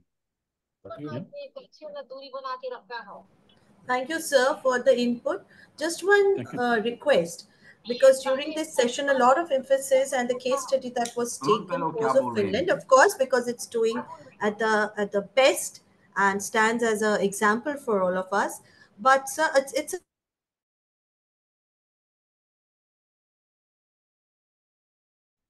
Suchita ma'am, could you unmute and speak? Am I audible now? Yes. Yeah. Thank you, sir, for your input. It is just a request that right now we took up the case study of schools from Finland and their educational system and structure. But if any session can be conducted or designed to deal with the countries wherein the schools have 40:1 ratio, because case studies stand well as an example, as a step towards what we have to direct our thoughts. But what is going on currently at the current situation, looking at the current pedagogical structure, classroom structure, the strength, etc., I would request if a session could be conducted so that it can be more, we can come in together for a more effective teaching technique. Thank you. Good evening, everyone. I fully agree with Suchita ma'am. When we are talking about education, our strategies, our planning, so we should keep where we are that environment we have to focus. And when we are talking about strategies, we need to implement, we need to plan as per our environment, our conditions. That will help, that will be a real help. Thank you. Yes, team, it is actually noted. But sir's topic was basically to cover the coaching models, and sir has given you an overall aspect as well. That's the reason you're feeling Finland, sir has focused on. But rest assured, in the upcoming sessions, you would be having the topics based on Indian students as well. I just a humble one more inquiry, as we cannot float our messages on group. When are we going to get recording of our previous sessions? All these session recordings are posted, madam, already in the group. Okay, thank I you. would request if we could take up these queries personally with me, that would be great, because sir is actually waiting to end the session. If you have Thank any you. question and answers with the sir's topic, what sir had taken, it would be great. Else we are going to end the session and I could address all your queries personally. Could I just Sure, make ma'am. one Thank you. make I one quick believe comment nobody's about having a question. one quick comment? I have Australia- one doubt. You can go ahead. Sorry, say again. Sir, I have a doubt, sir. You said that we should not expect a starfish or any fish to climb a tree. So, like students who are with learning disabilities, they are unable to read and write properly, especially they have difficulty with writing. So, but the curriculum expects them also to write in the same manner how the other students write. And how to solve this issue, sir? Because mostly the curriculum, they are expecting all children to write in the same manner, and the assessment process is only one process, how they read and write the exam. Because I am mostly handling those cases only, sir. Especially, I was a teacher, and now I have left my teaching job. Now I am in counseling as well as helping those students with learning disabilities. So I help them individually, but when it comes to the assessment, we can't improve them in 1 month or 2 months. It's a long process. And these students are also assessed in the same manner how the other students. So according to the curriculum, how we can help them. Mm-hmm. That was a very long question, which almost was like a statement. But can I just Only make one this... question? Yeah. In short, I can ask that. I want to ask that. How to help the students with learning disabilities, like they are unable to write properly. They have difficulty with the reading as well as writing. So that it's like the fish who can't climb a tree and expecting that you should climb the tree. So how to help them? There's no doubt that children with disabilities need explicit teaching, and particularly around skills and the application of skills. You know, the reality is that all of us have some learning disability, because we all will either work at a very high pace, or we need a lot of time. You know, learning is really an individual sort of thing, but the principles remain the same. For principle number one is understand your learners and understand your learning situation. And so, yes, the point made earlier, and about the size of learning groups in India. Yes, you have to understand what is happening in your school and in your community before you start developing a different approach. But you need to collect that data. You need to understand it. The second principle is work from their strengths. So every person, has ability. Every person has ability. It's understanding the person's ability and what they can do better to build on that, rather than focusing on their disability. Yes, sir. Suppose the child... Where I was principal, we had the largest group of supported learners in the diocese. We were well known for a school that cared for those who found learning difficult, and they needed more time. So we gave them more time. We gave them more support. In other words, we didn't make them feel bad because they needed more time or more support. We focused on what they were able to do, and we celebrated the successes as we would celebrate the successes of anyone else. It's just that they needed more time and they needed more of certain explicit teaching, explicit guidance, supported analysis and reflection.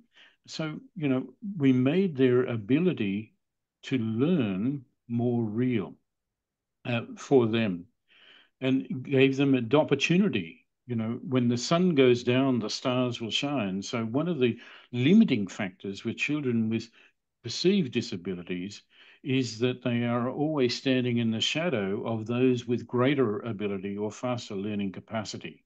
And that's what I mean by looking more closely at where these students are learning particular things that they need and want to learn, as opposed to what other students might be, and what, you know, personalizing, individualizing. So that's the second principle. The third principle is success will bring success. And the fourth principle is when the sun goes down, the stars will shine. Yeah.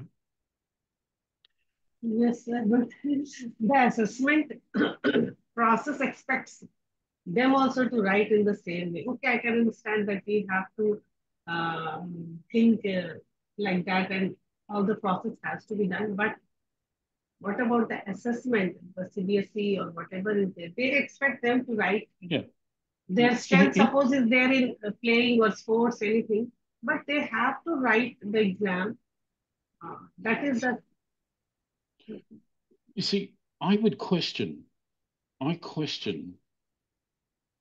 the expectation that everyone has to write an exam, everyone has to perform on an exam to be a valuable and valued learner.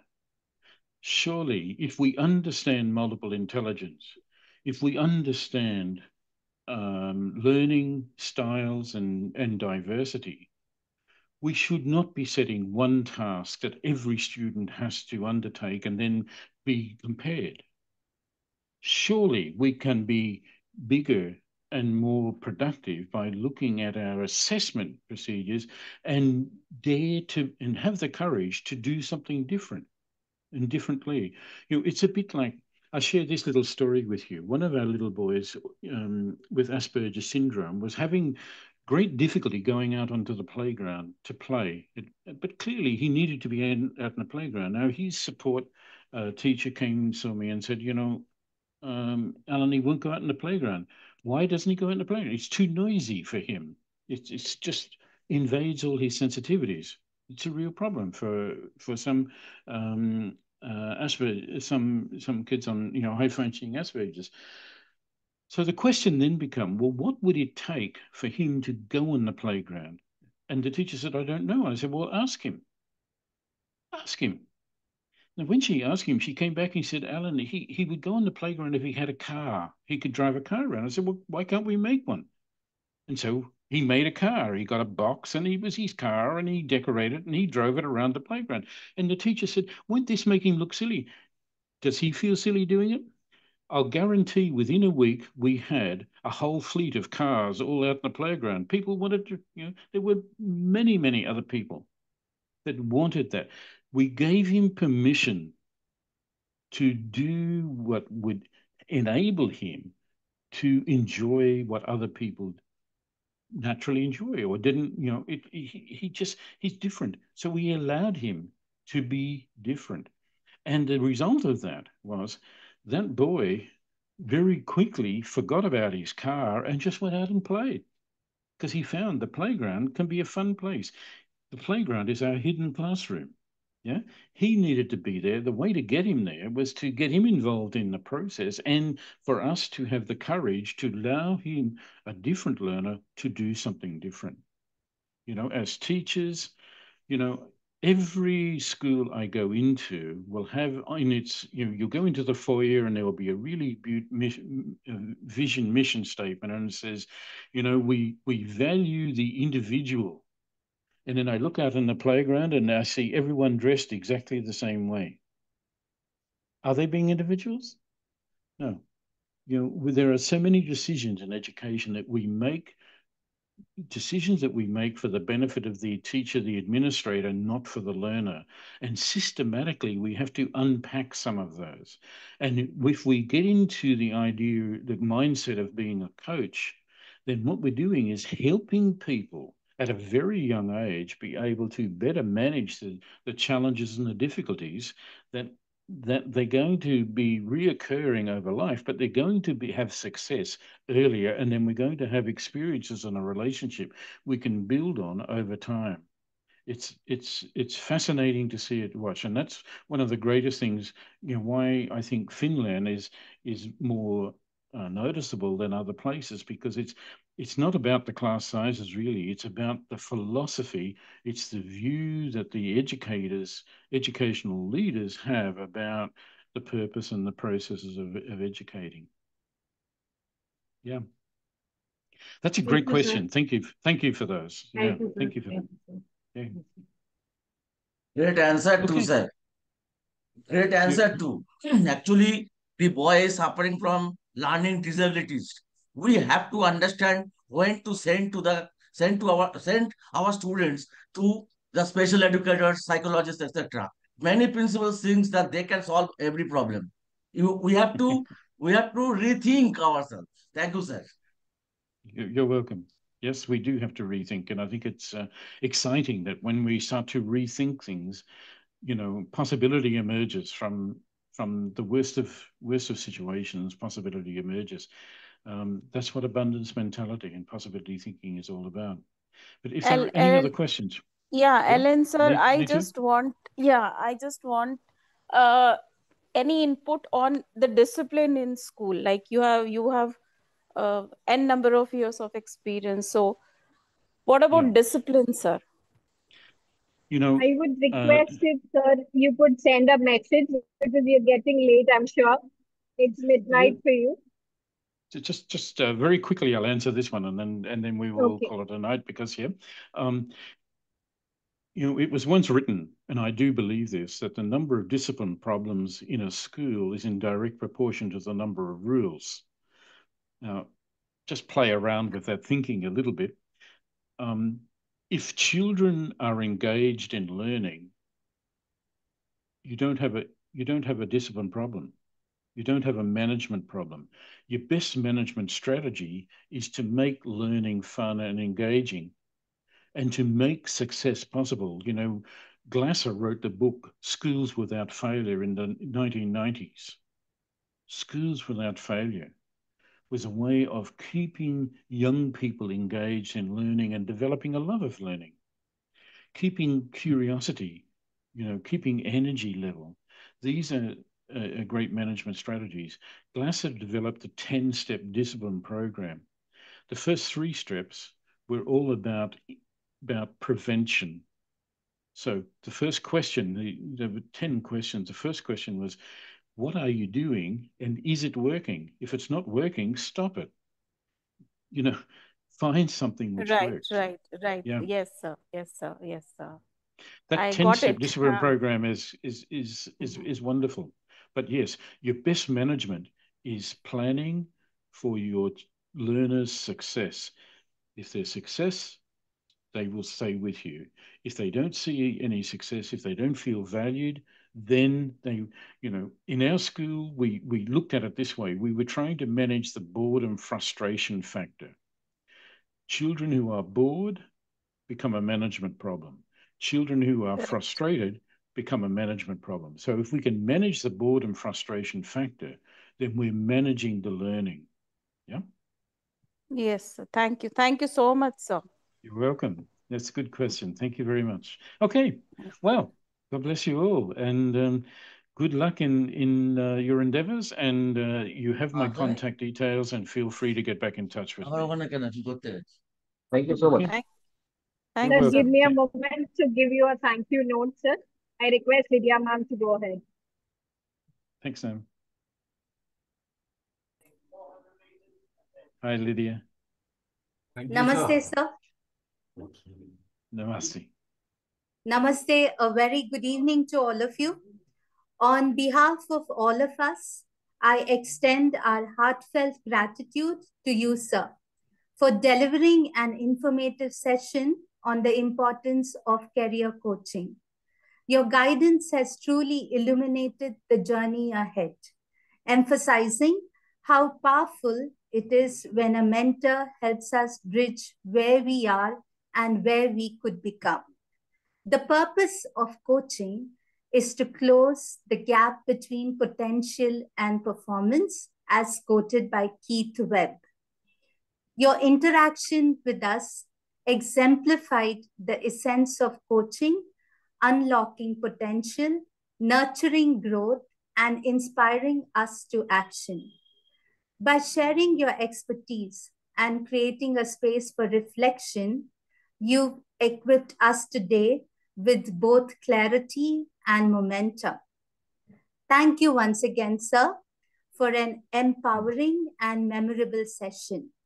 As lifelong learners and collaborators, we are eager to apply your guidance and continue our career progression with a growth mindset, purpose, and passion.